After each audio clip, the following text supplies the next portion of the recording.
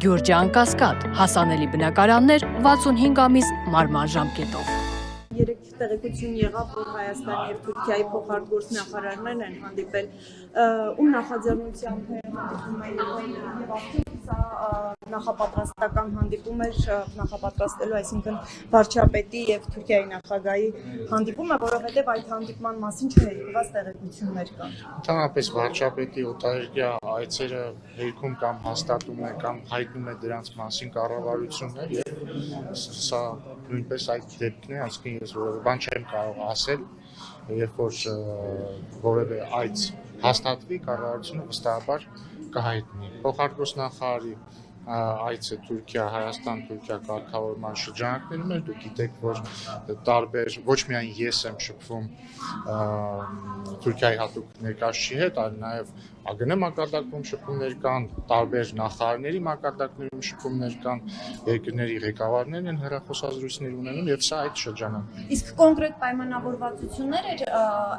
այս անգամ ձեռք բերվում, թե նախկինների մասին, այսինքն կոնկրետ օրակարգը որն է։ Արտգործնախարարությունը այդ հանդիպման վերաբերյալ տվել է տեղեկատվություն եւ ես կարծում եմ դա բավարար է այս։ Պարոն Ռուբինյան, այսինքն Էրդողան Փաշինյան հանդիպման վերաբերյալ նշեցիք հստակ պայմաններ։ Ես ասացի, որ երբ որ վարչապետի այց է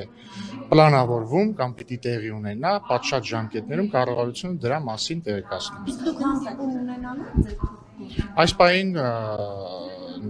հաստատված ժամկետ հանդիպան չկա։ Իսկ սահմաններն ինչ եղավ երրորդ երկրների եւ դիվանագիտական ներկայացուցիչների։ Մենք մեր կողմից ամեն ինչ արել ենք, որպեսզի դա տեղի ունենա եւ մնացածը արդեն Թուրքիայի դաշտում։ Հայաստանի իշխանությունները ինչու անվտանգության խորհրդի նիստ չեն հրավիրում պայմանավորված է Իրանի հետ կապված։ Իսկ դուք ինչ գիտեք, որ չեն հրավիրում։ Ես կարծում եմ, որ եթե կառավարությունը ընդհանրապես տարբեր ֆորմատներ ունի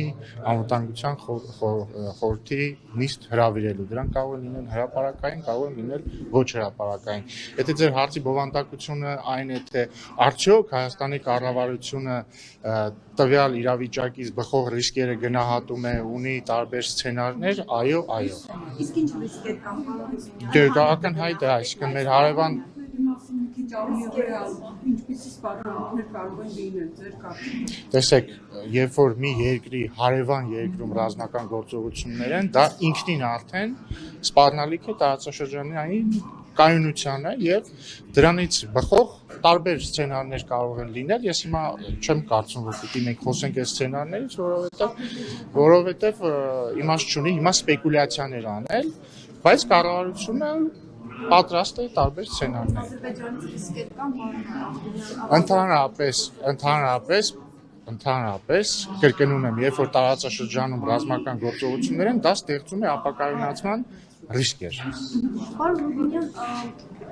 վարչապետը Բայց ես չեմ կարծում, որ մենք հիմա պետքա տարբեր սպեկուլյացիաներով զբաղվենք եւ ասենք այսինչը կլինի կամ այնինչը կլինի, նկատի ունեմ հանրային խոսույթում։